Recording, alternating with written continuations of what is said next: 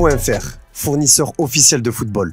Bonjour à toutes et à tous, c'est l'heure du JT Foot Mercato. On va commencer l'édition du jour avec le calvaire vécu par Manchester United. Le club est complètement en train de couler après avoir fait le plein de confiance en fin de saison dernière. En championnat, les Red Devils ont enchaîné un 4e revers en 7 rencontres de Premier League. Les joueurs de Erik ten Hag ont encaissé 11 buts en championnat depuis le début de la saison. Cette entame de campagne est tout simplement la pire de l'histoire de Manchester United depuis 34 ans. En Ligue des Champions, ce n'est pas mieux, battu par le Bayern Munich 3-4 lors de la première journée. Les Red Devils se sont cette fois inclinés à domicile contre Galatasaray 3-2. En Champions League, Manchester United a perdu 7 de ses 14 derniers matchs à domicile. Les Red Devils en avaient perdu 6 lors des 80 précédentes. Les joueurs ont été copieusement sifflés, surtout André Onana qui ne semble pas du tout en confiance depuis qu'il est dans les cages mancuniennes. Mais celui que l'on pointe le plus du doigt pour ses échecs sportifs, c'est bien évidemment le coach. Erik ten Hag n'a jamais été autant mis sous pression à Manchester United depuis son arrivée. Selon Zlatan Ibrahimovic, ce n'est pas l'homme de la situation comme il l'a confié au journaliste Piers Morgan sur Talk TV. Venir de l'Ajax à United comme il l'a fait est une grande différence. J'ai été dans les deux clubs, vous avez un autre type de discipline, l'Ajax est un club talentueux, ils ont les meilleurs talents du club, ils n'ont pas de grandes stars. Quelle est l'expérience de cet entraîneur? Il vient à United, c'est une mentalité différente, les joueurs là-bas sont censés être de grandes stars.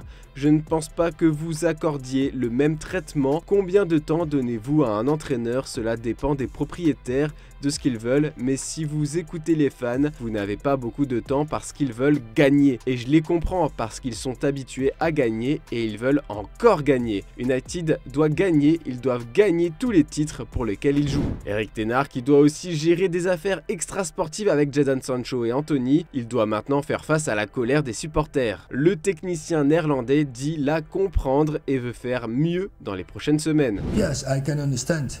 They can expect. I'm responsible for this team, for the performance, for the result, together with my squad.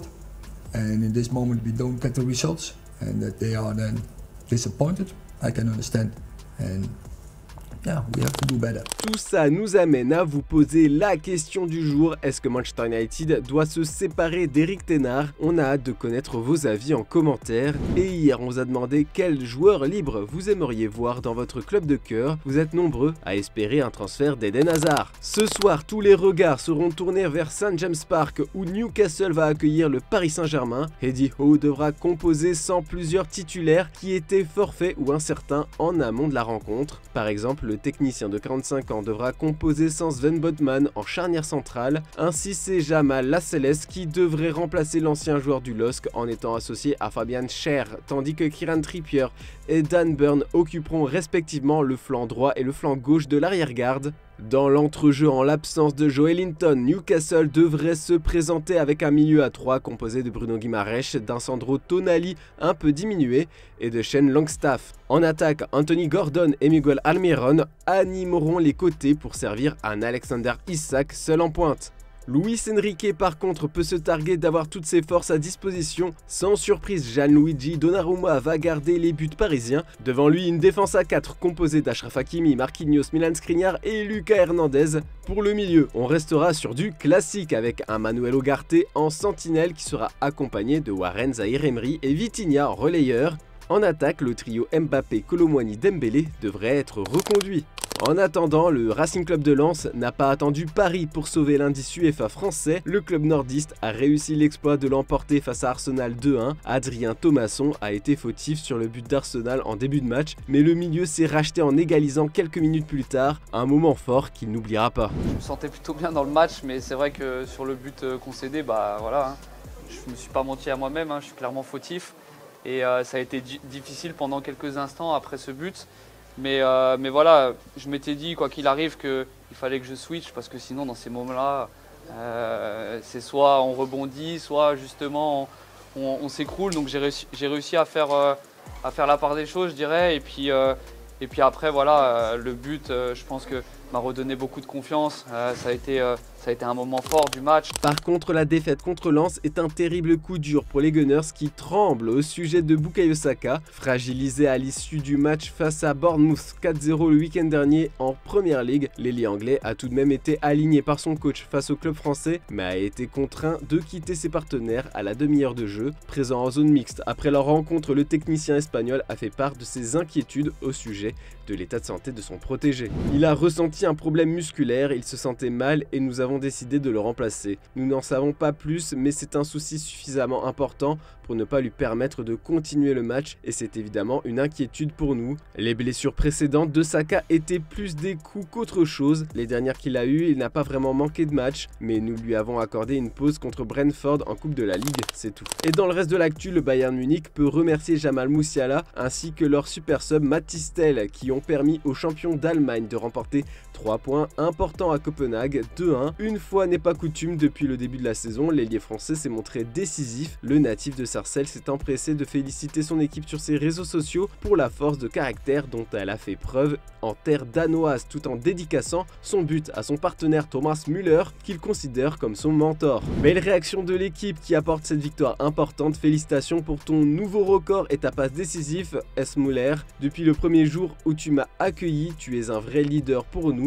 Merci la légende, peut-on lire sur un post Instagram du français, ce à quoi le milieu de terrain allemand, fidèle à sa réputation de bout en train au sein de l'écurie bavaroise, l'a encouragé avant de lui mettre la pression. Continue comme ça mon ami, dans une heure je te botte les fesses à l'entraînement, encore une belle punch.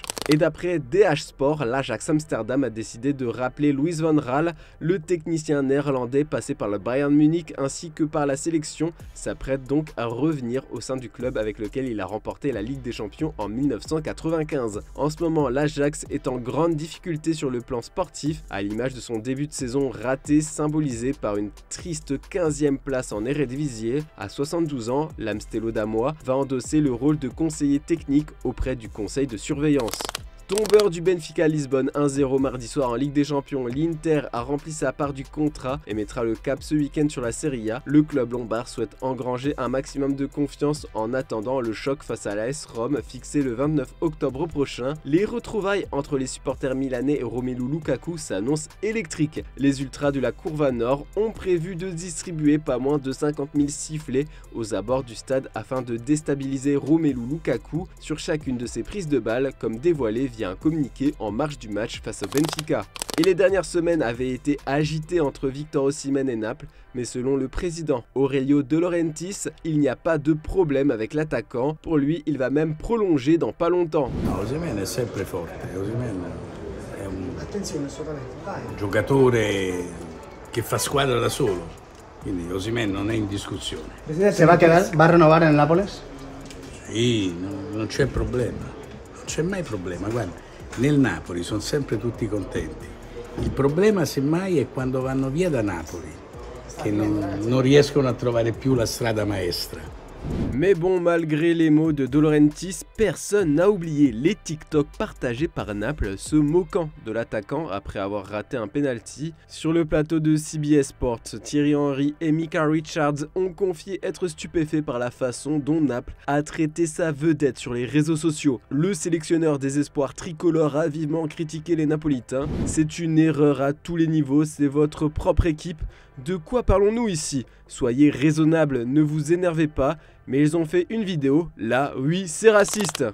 Depuis qu'il est président de la FIFA, Gianni Infantino adore faire dans l'originalité quand il s'agit de parler de Coupe du Monde. Après avoir tenté de faire jouer le prestigieux tournoi tous les 2 ans, le Suisse est devenu le spécialiste de l'organisation d'un mondial par plusieurs pays. En 2026, les États-Unis, le Mexique et le Canada seront les hôtes du premier mondial à 48 équipes. Et bien pour l'édition 2030, il va faire plus fort. Voici le communiqué partagé par la FIFA cet après-midi. En 2030, la Coupe du Monde de la FIFA réunira 3 continents et 6 pays, invitant le monde entier à se joindre à la célébration du beau jeu, du centenaire et de la Coupe du Monde de la FIFA elle-même. Le Conseil de la FIFA a décidé à l'unanimité que l'unique candidature serait celle du Maroc, du Portugal et de l'Espagne, qui accueilleront l'événement en 2030 et se qualifieront automatiquement à partir des créneaux existants sous réserve de la réussite de la procédure d'appel d'offres menée par la FIFA et d'une décision du congrès de la FIFA en 2024. En outre, compte tenu du texte historique de la toute première Coupe du Monde de la FIFA,